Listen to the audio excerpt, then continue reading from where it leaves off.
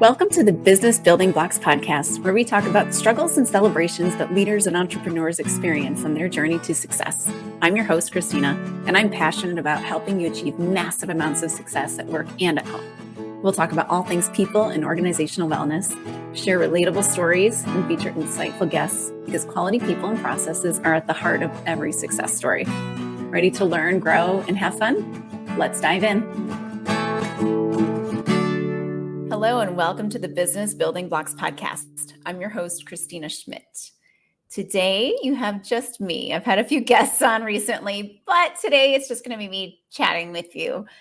But anybody who's been following me in real time, you may have heard me talking about my course that I was launching, the Cornerstone Framework. So the Cornerstone How Leaders Are Made course. So this is actually the second time that I've had a Cornerstone program.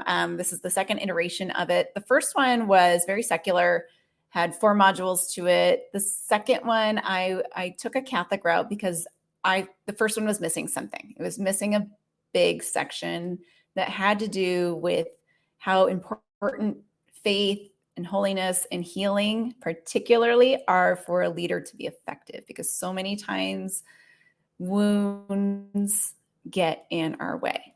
But this is not about that today. So what we're going to talk about today was a key element that got added in. It's not faith-based at all, but it got added into the second generation of the Cornerstone program. And it was such a big takeaway for some of the people in there that I wanted to share a little bit about it, because I know when I was a leader, I was struggling with it. And I know many, many leaders struggle with it, both in their work life and their personal lives. So today I want to talk about delegation. Delegation is one of those key things that gets utilized a lot. I'm going to delegate this, I'm going to delegate that. But I think that people fail to understand the complexity that is actually in delegation and really everything that's all encompassed around it. And therefore, we either don't do it at all, because so many of us are like, well, it's just easier to do it myself, which, spoiler alert, that's one of the problems we're going to talk about today. Or they try it and it just doesn't work. And, maybe that person just couldn't get it, or it's better that I just kept it myself because obviously delegating didn't work. So we continue to reinforce our bad habits and our lack of delegation by not doing it well.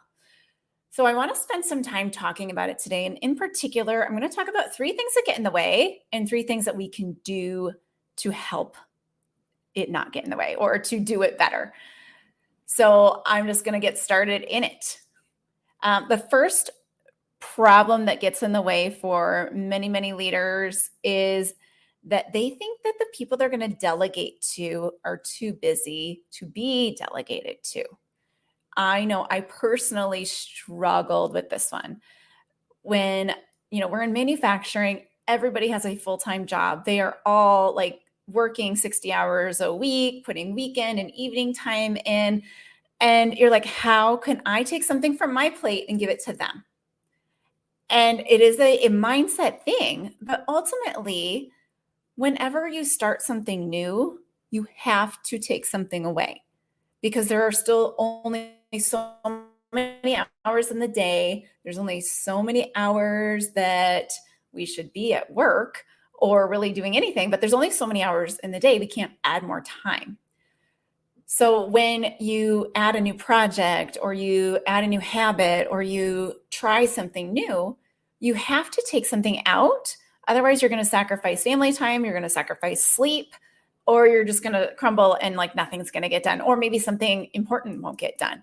So as a leader, a solution to this problem is to sit down with the person you're going to delegate with and have a discussion around their priorities, the business priorities, and just really take a look at what they should stop doing or what they can pause on, or what can you take on for them, or what could they delegate to one of their team members. So there's a lot of different options, but the key thing I want you to take away from this is talk to the person you're going to delegate to. Talk to them, see, okay, what are we doing? Let's look at what you're doing. Let's see what doesn't make sense for you to continue doing, or where we can say, okay, well, rather than spending this many hours doing that, we'll drop these things that you're doing from it because actually they're not helping us right now, or we're prioritizing this task more than others. And so just having the conversation is very helpful to make sure people aren't doing something that's not being utilized by the team or needed by the company, and B, just to let's restructure. Let's make sure we're doing the right things. So if you lean it into working genius, let's take a minute and wonder about our schedule. Let's wonder about your task list. Let's wonder about what we're doing and what our teams are doing, so that we can take a step back and say, oh, well, maybe we're spending all this time doing this, but it's not achieving the benefit that we want, or this new thing that we want to get doing or delegate the project to, that's higher priority. We can actually live for 6 months without doing this other thing. And when that project is done, we either decide at that point to start it up again, or we say, actually, we didn't need it. And it's a good trial period for that anyway as well. So sit with the person you're going to delegate to and just discuss, okay, where do we fit this in? What has to come out? Because again, when we start something new, when we say yes to something, we need to be saying no to something else, because there isn't just more time to create, unfortunately. Because wouldn't it be wonderful if we had unlimited time? Maybe not. Who knows? All right. Reason number 2. So I feel like I'm dumping my work. Okay. I know I felt this a lot as well. So it kind of links to the first one, but a lot of times when we have roles, so I'll explain it a bit more. A lot of times when we have roles, we have, okay, these are the tasks that we should be doing, and these are the tasks that my team should be doing, and these are the tasks that, so-and-so should be doing. And, we get stuck in these, this is the thing that we should be doing, but ultimately our jobs are to achieve the results. We need to, convey our messages and develop our team and that sort of thing to achieve the results. But our job is to achieve the results. So as leaders, we have a team that we use and we engage to achieve our results. So asking them to do something or to take on a project level so that you can do something else is okay, because ultimately you're responsible for the results that come out of that team. And that work is shared amongst the team. So we have to think differently about the work. I feel like I used to get stuck in the mindset that, oh gosh, I'm shirking my responsibilities if I ask someone else to do it, or, I can't take credit for the work they're doing, because that's like that bad, like you hear about those bad bosses that take credit for the ideas of their team. There's a balance there, right? Ultimately, as the leader, you're responsible for the successes and the failure of your team. When it's a team effort. But yes, certain individuals might get credit within that team, but allowing that to say, oh, I can't ask them to do it because I'm dumping work on them, that's not the way the team works, right? We have a body of work that has to get done. As a leader, our job is to lead the team, not necessarily do the things. So we have to be giving them work and assessing it with them. So going back to number 1, assessing that body of work that they're doing in order to achieve the results that we need as a team or as a business. So a solution to this. So a lot of times, the first things we want to delegate are those awful tasks for us. And so for me in particular, it would be something around either a very tedious sort of like digging in work, or, tenacity level work, if we talk working genius language, or it would be even like the following up of a project management sort of thing. Like those would be tasks that I struggle to do for various reasons, because they're not my genius, because I might have a wound in the way, something like that. But to not feel like I'm dumping, understanding the working geniuses of yourself and the working geniuses, competencies, and frustrations of your team. This is literally the definition of one person's trash is another person's treasure. So there are people that are on your team that absolutely love to do the things that you hate, or the things that you dread, or the things that you just avoid doing so they never come off your to-do list. So there are people that like it. And remember that, because you're not dumping on them if you're actually giving them some work that they like. You're actually giving them something and you're engaging them more. You're giving them a gift, rewarding them for the work that they do and how they function in their work by giving them more work that they like. So understanding the entire, like all the geniuses of your team. So looking at your team map and saying, okay, hey, I've got this whole boatload of like competency and frustration work that needs to come off because I'm spending way too much time in it. It's draining my energy and I'm taking longer than it should take to do because it is not my strength. And looking at your team member and saying, wow, this person would be amazing at task 1 and task 4. So let's see if we can work that into their day. And maybe, they've got something that I would love to do, and you can trade off, or you trade off with another team member. So again, understanding and really breaking down the geniuses and frustrations of the entire team can help you reward team members, not dump on them with more work of delegation. And let's get into the third one. And this one I hear all the time, and I do it myself still all the time, like with my kids and with family when they try to come and help, or anyone who comes to try to help. I think, it's just faster if I do it myself because it'll take too much time for me to train you to do this. And I've got this way that I do it, and I just don't know how to explain it to you. Have you said that one before?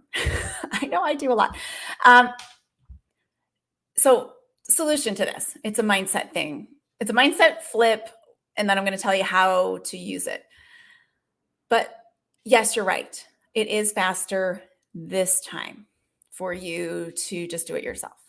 Absolutely it is. One time it is. So if the job is one time, then you know what? Maybe it is faster. But if it comes up every month, and if it comes up every week, or even every day, even if it comes up once a year, it is still time that you're spending every single year doing this thing. That if you took a little bit of extra time right now, think of it like an investment. So I'm going to invest instead of we'll say it's a yearly task and it takes you a week. Well, it's kind of significant, but it takes you a week. So you're going to invest, instead of just 1 week this year, you're going to invest 2 weeks. And then the next year you don't have to do it. And then the year after that, you don't have to do it. Maybe there's if it's a yearly thing, there's probably some filing that happens periodically through the year. So you're not doing that either. So think of all the time that you're saving if you invest in that time upfront, or one-time investment. And we have to think like that, because when we as leaders continue to think that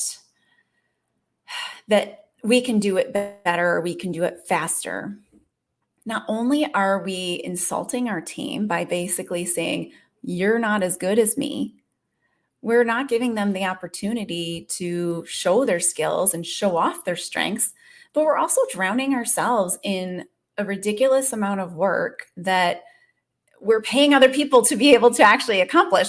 So it's like a lose-lose-lose to continue to get stuck in that mindset of, I just better off to do it myself. So you have to come up with a way to get out of that mindset and see it as an investment of your time. So it's a wise investment of your time to train somebody to do this thing. All right, so that's the big shift of the mindset. But the second shift of a mindset that I want you to make in this one, so this one's big. All right, so shift mindset number 1 is that it's an investment of time to teach somebody to do it. Mindset shift number 2 is that delegating is not dumping. So it kind of mirrors number 2, or my second reason, but delegating is not about dumping the work you don't like. It's about developing people. So as a leader, it's our job to develop the team to be successful. In an ideal world, you develop somebody to take over for you so you can move up, or if you're the business owner, you can take a step back and retire someday or sell the business. But ultimately, all of our goals should be to work ourselves out of a job in a good way. And if you're in the right organization, it will lead to promotion or to something better when you do that. So that, we don't want to hang on to our jobs and our roles, because when we do that, we're not leading. We're just doing the things. So if we think of delegation as development, it's different. It feels different. It's not just a one-time, here, I'm just going to teach you to do this thing, and now you're stuck doing this awful thing that I've had to do for years. I'm going to put a caveat out here. There are some jobs that are just a grunt job and no one loves doing it, but it has to get done. But it's like sharing the wealth in that and understanding that that is not my whole job. That is some of my job. So just caveat there. But when we think of delegation as development, we start to think, so I want to think about the word development in general.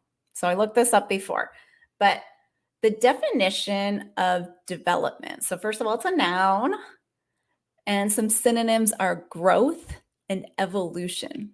So evolution, think about that. Like that is a changing, evolving. That's a good word, right? That is like changing and becoming better, becoming more. And so the definition is the process in which someone or something grows or changes and becomes more advanced. So don't we want our team to be more advanced? Because if we have a more advanced team, a more skilled team, they are doing more, they are doing better, they are like rising to the top and becoming hugely effective. So when we think of delegation, we have to think that we're developing the people to do more. So they're taking a project on. That is development, because they're going to develop all kinds of leadership skills, planning skills, follow-up skills, communication skills while they're running this project. So huge development.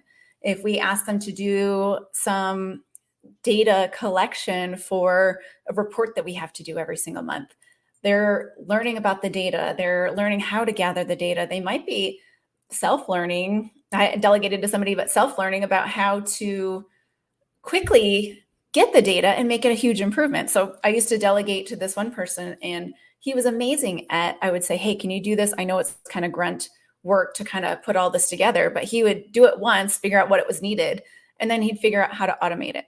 So I was like, I'm going to delegate to this guy all the time, because but he would self-learn and teach himself how to do it. And then now we've just freed up more time for improvement, which is amazing. So people are going to take things and develop it. And that was development for him to learn the skill, but then also, be able to understand the data. And then he would understand why we did the data or why we needed the data. And we'd be able to put it all together and have it quickly while nobody was spending time doing it. So it'd been a huge loss if it was sat on my plate longer. So when we think about development like that, we have to think about delegation like development. Development is a process. So delegation also is a process. So for those on the YouTube, I like to say the YouTube, it kind of reminds me, throwback of the Facebook. So anyway, for those on the YouTube, you can have a look at this chart. So this is a diagram from the Cornerstone program. I'm going to pop it up on the screen. So it's a bit complex to look at as a whole. But when you start to understand the pieces of it, which we get into a lot of detail on it in the program, you start to understand how there is an ebb and flow of how people learn and how that connects to how we're delegating to them. So it's a concept called situational leadership, and it's really well described in the book, Leadership in the 1 Minute Manager. So have a read of that book. It's fantastic. It's quick. It's novel-ish, like with a bit of textbooky bits into it. But it's got a flow to it. So if you start in kind of the bottom right-hand corner, and we think about how people learn. So when people learn things, there's a stage at which point they don't know what they don't know. So I always liken it to driving. Okay, so I think about my 5-year-old. He's starting to kind of see things, but like when you're 3, 4, or 5 years old and you think about driving, like it's literally, it looks like just turning the steering wheel, right? So that's what driving is. Like it has nothing to do with gas pedals, blinkers, mirrors, like nothing. And like the thought that there would be a process for how to turn the wheel and you're not just going to spin it out of control, like that's unheard of. You have no idea what you don't know about driving at that point.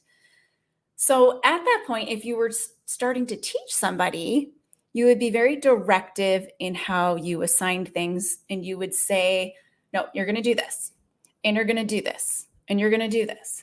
Then you'll do this, then you'll do that. So very directive, very small task delegation. So that's kind of your level 1 and a level 1 leadership style.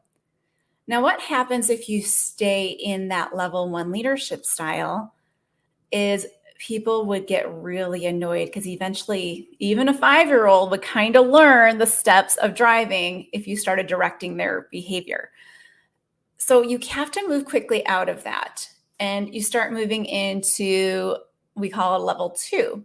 So thinking about level 2 sort of learning. So the first stage of learning is you don't know what you don't know. The second stage of learning is now you know what you don't know. So think like a 12, 13-year-old, never been behind the wheel of a real car, even maybe a toy car. And they're like, what do I do? I put it in gear. How? So like they know they have to put it in gear, but they're like, oh, I push the brake and okay. Oh, drive the D, not the 1. Okay. So you're learning, but you don't know. And that can be very frustrating. So as you move into that type of level with the delegation, so now you don't have to give them every single task, but you can give them slightly bigger things and let them go try it, because people learn when they try. Maybe they've been shown a little bit kind of through level 1, they take it away. Now they can go try it a little bit. But you have to be more supportive because they will likely fail. So when you're learning to drive, you might forget to put the brakes on early enough for a turn and you're like, oh my gosh, everybody's going to fall over. I feel like I'm going to flip the car as you're turning. So you're going to have failures. And so they're going to need like a high supportive behavior and still a high directive behavior. So you can start merging, like instead of just task, you can give them a little bit of leeway, but you have to be there to support when they have questions, when they fail, when it doesn't go quite to plan, or when they underestimate or overestimate something. So it is a very supportive. So the next stage, so the third level of learning. So now you know it. So it's called conscious competence. So you can do it, but you're thinking about everything. So you're like think about the person like who's in driver's training and they're learning how to drive and they've got the basics down, but they're still saying, okay, remember to look in the mirror. Remember to look in the mirror. Oh, I'm turning left so I don't kind of go around the corner. Otherwise I might get smacked by those people. And like they're really thinking consciously about everything. So as people start to move into that area, they don't need you to tell them anymore. And if you did tell them, they might get really annoyed with you. So you don't want to tell them that anymore, but you want to kind of let them go and say, okay, well, what would you do here? Let's discuss your plan and then you go do it. And sometimes you might correct their plan before they go do it, or maybe ask some really good questions to make them say, actually, maybe I might rethink that, or offer a couple of suggestions. But, sometimes you might let them say, okay, let's try it. See how it goes and come back. So again, they might fail, or again, they might get frustrated when you're trying to help them correct their plan a little bit in advance. So you still have to be very supportive. So it's that very high supportive behavior that they're going to very much need in this point. Otherwise, they're going to get really mad, frustrated, fall back to old habits, or say, I don't want to do this anymore because look, I've been through 2 stages of being very frustrated and I'm sick of it. But so that's where that supporting comes in. And then this last level, this is when you start to see some real fruits of your labor of delegating, because this person's going to move into the unconscious competence. So again, thinking about driving, like who remembers driving to work today?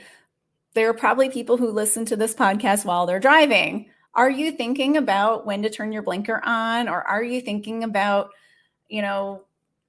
looking in your rear view mirror? No, you're just doing it because you've done it so many times. Sometimes you forget what you're doing and where you're driving to because you've just done it all the time. Like you're like, I have no recollection of driving to work today. So might be a little scary to think about, but at the same time, it doesn't matter because you're on autopilot to some extent.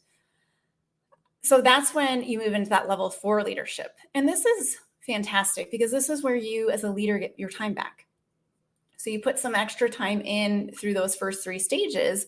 And now you don't have to tell people as much anymore. So they're at that point where, okay, you just say, hey, go to the store.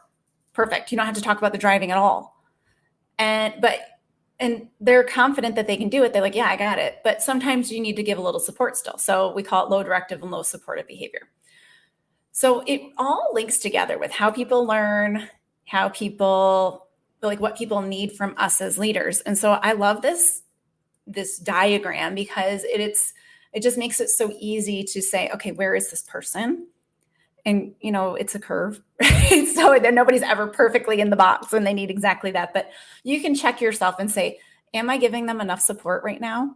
Because actually they do have some competencies, but I'm still telling them a lot of what to do. So I might be really frustrating them. Or you can say, hey, what do you need from me? Am I giving you too much information, not enough information? You can start asking about it because you've broken it down and you can see that there are different levels that they'll be at. So to kind of wrap this one up in a bow, when you're feeling like it's faster to do yourself, if you know you're going to do that task again, because most tasks in our work are repeat, right? We do them over and over and over. Then it is not faster to do it yourself. It's faster one time, but every time you have to do it, now you spent that time. So thinking of it as an investment in your team's development, and then taking that time to develop your team, taking that time to develop that team member through those stages and breaking down those stages of learning for them. And then that helps you know how to lead them through that delegation. All right. So I hope this was helpful. If you want a little bit more help with this, I have a free resource on my website. I call it the team hiring process, but essentially hiring is just a bigger version of delegation. So when you decide, hey, I'm going to hire a person to do these roles, you're deciding I'm going to delegate this body of tasks. So in this resource, you use your working genius of your team and yourself and how people are spending their time. And you're using that to figure out who's going to do what. So it's a fantastic resource to use to figure out what you need to delegate off your plate, but also how you want to divvy up the work amongst your team. So I'm going to leave the link in the show notes for that if you want to go grab that from the website, because it is an awesome resource to just help you break it down, because we not only walk you through those stages that I talked about in here, but I also get into some of the mindset things around like, okay, so you've decided you're going to do it. Now what gets in the way? Because sometimes even if we've decided we're going to do it, we know exactly what to do. We just like to get in our own way again. And that's those wounds and those thoughts and those things that just block us from doing the right thing or the thing that we know we should do. So if you have found today's episode helpful, please share it with a friend. Go on your podcast app like Apple Podcasts and leave a review, leave a comment if you're on YouTube. So just pass it on, because that helps get this word out. And I want people to be happy at work. And people are happiest at work when they're led well. So I want to spread this knowledge to as many people as I can. So share this with friends, leave a comment, and grab that free resource as well. And I'll see you next time on the Business Building Blocks podcast. Thank you for listening to the Business Building Blocks podcast, where we talk about all things people and organizational wellness, because quality people and processes are at the heart of every successful business. If you enjoyed today's episode, please be sure to hit the subscribe button so you know when new episodes are released. You can also follow me on Instagram at KristinaSchmidt.ca, where I share real-life tips to help in your leadership and life journey. To get one-on-one and team support with your leadership development, book a discovery call on my website at KristinaSchmidt.ca. Thanks again for listening, and we'll see you in the next episode.